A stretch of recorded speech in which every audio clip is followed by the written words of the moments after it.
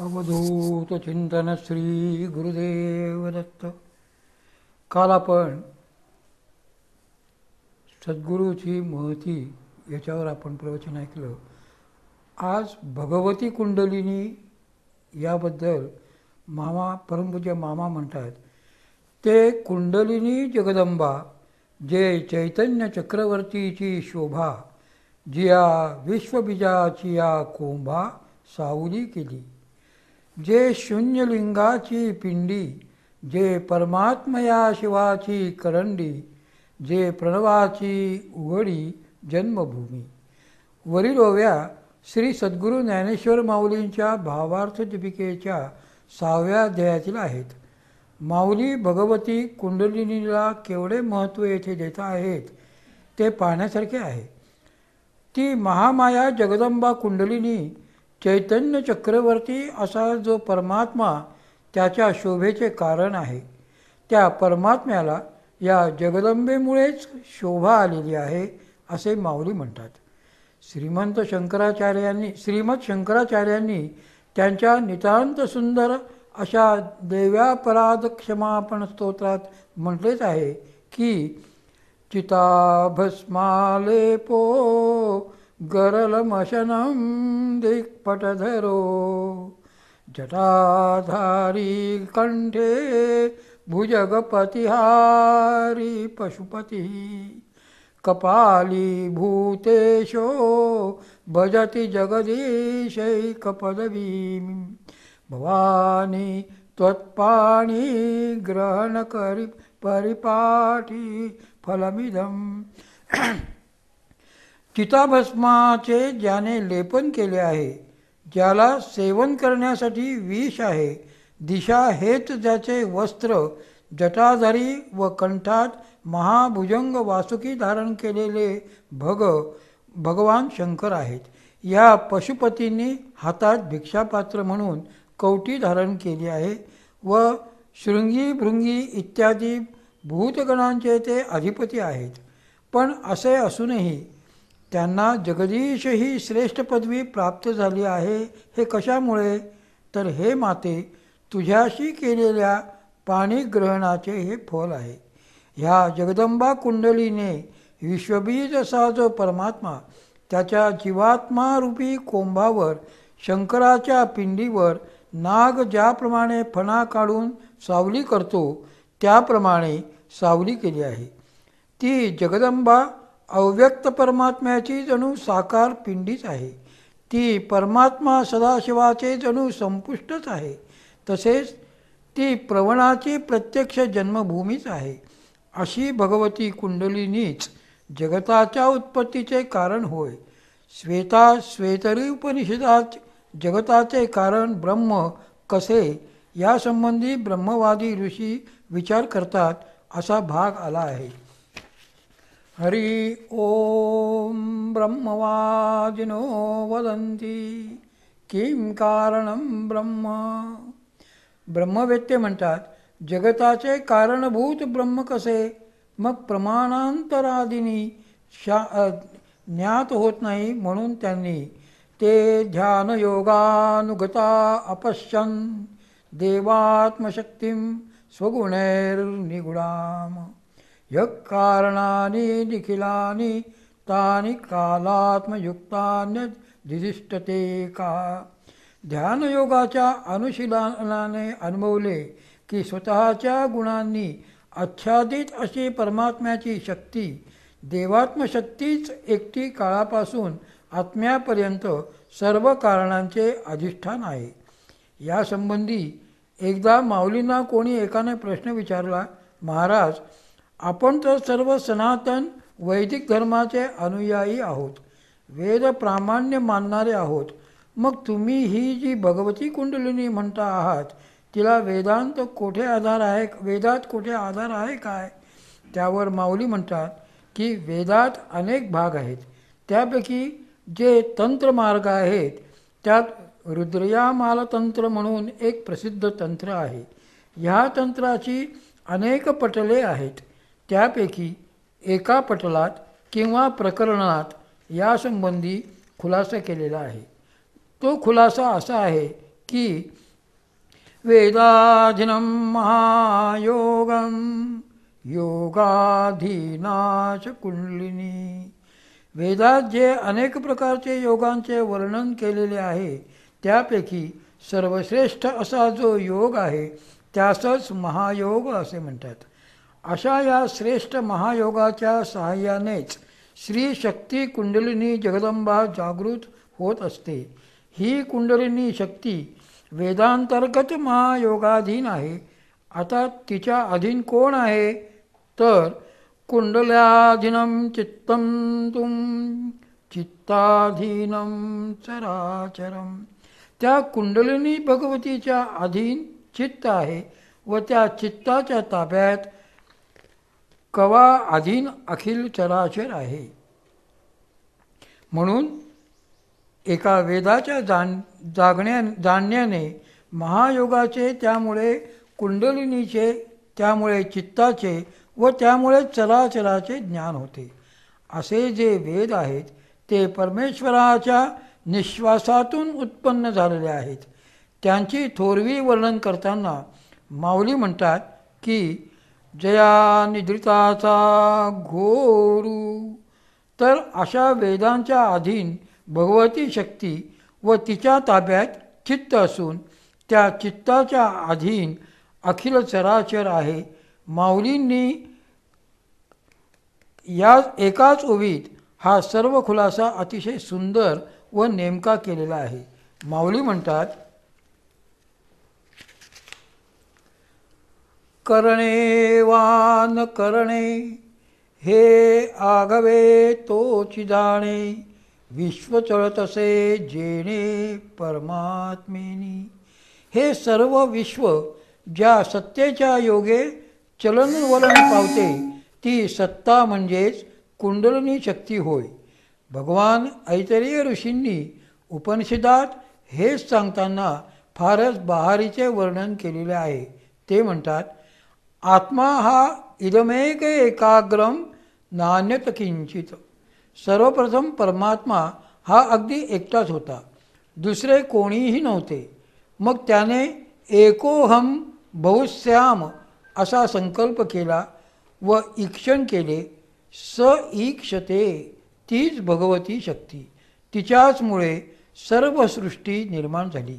हेच माऊलींनी वर सांगितलेले आहे. विश्व चळतसे जेणे परमात्मेनी. त्या परमात्म्यापासून ईक्षणाच्या योगाने भगवती शक्तीची व त्या शक्तीपासूनच सर्व चराचराची उत्पत्ती झाली. ज्याप्रमाणे ही समष्टीची शक्ती समष्टीचे कार्य करते त्याचप्रमाणे ती व्यष्टी रूपात देखील व्यष्टीचे कार्य करते.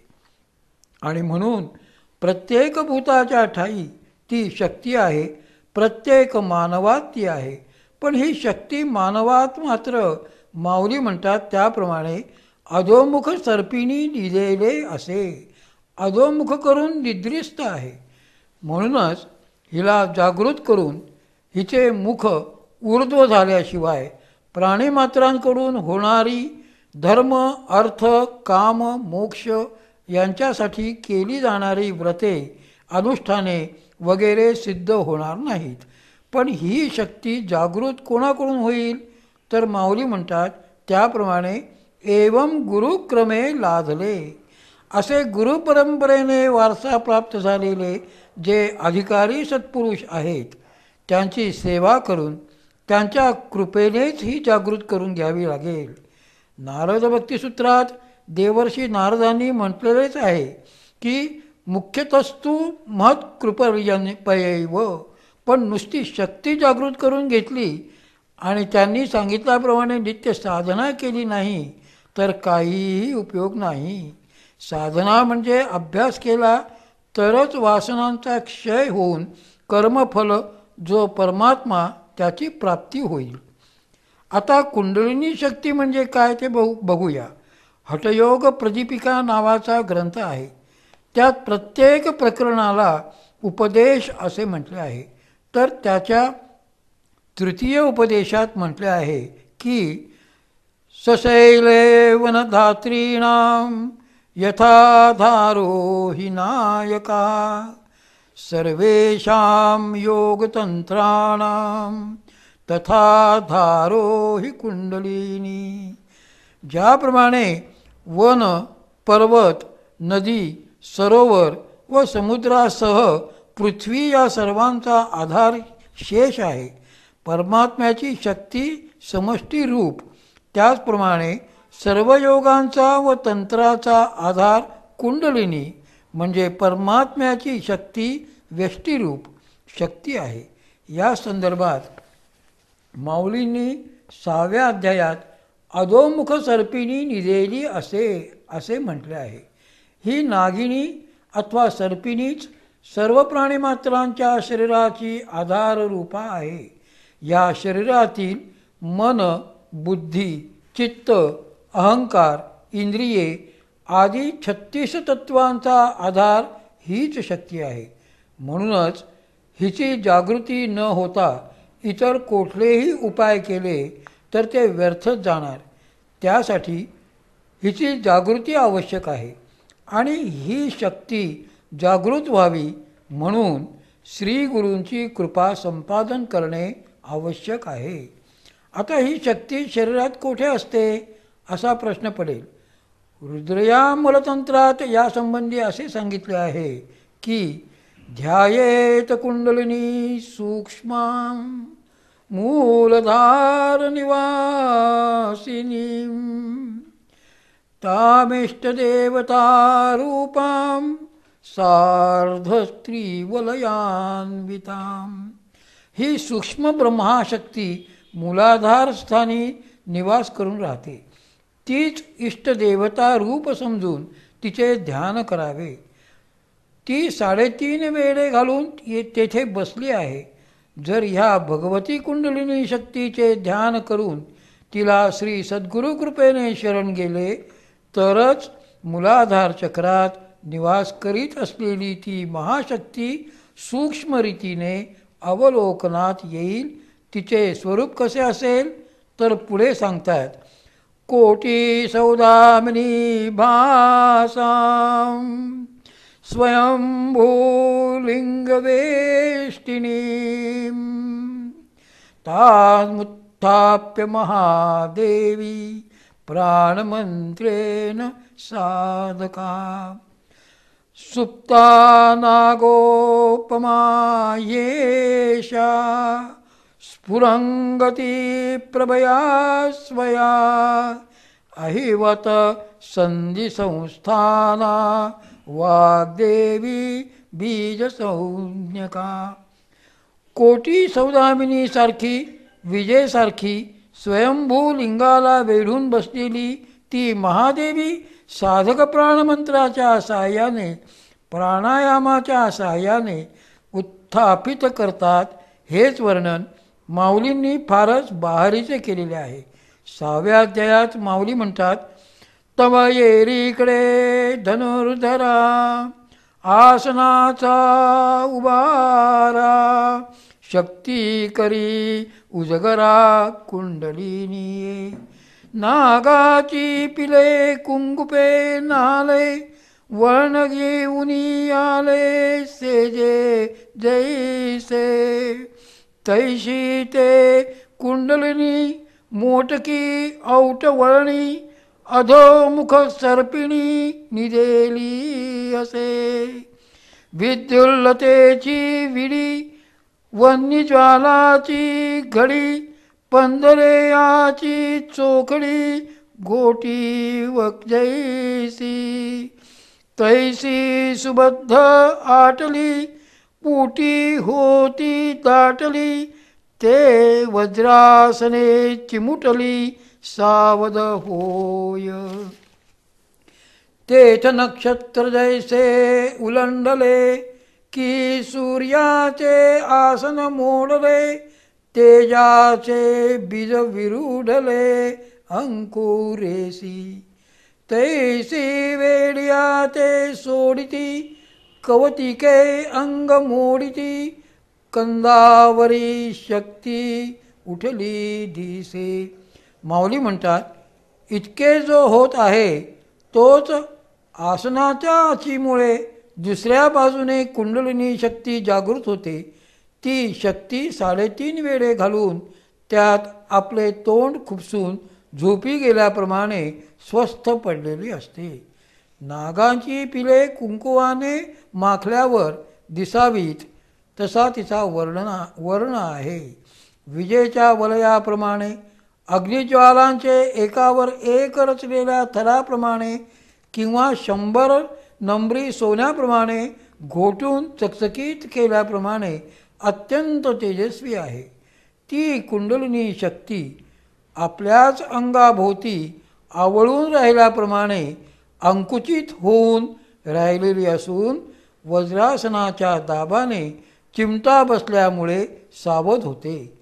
आकाशातून तारा तुटून पडावा किंवा सूर्य आपल्या स्थानावरून घसरून खाली यावा त्याप्रमाणे एकदम अगदी लख दैदिप्यमान प्रकाश अंकुरित व्हावा अशी दिसू लागते आणि हलके हलके आपल्या अंगाभोवतीचे वेढे सोडीत सोडीत अंगाला आळोखे पिळोखे देऊन ती शक्ती नाभिकंदावर एकदम खाडकन उभी राहिल्यासारखी दिसते.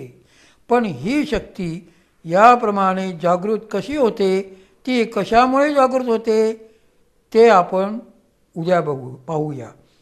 अवधूत चिंतन श्री गुरुदेव दत्त. चित्ती तुझे पाय डोळा मुखाचे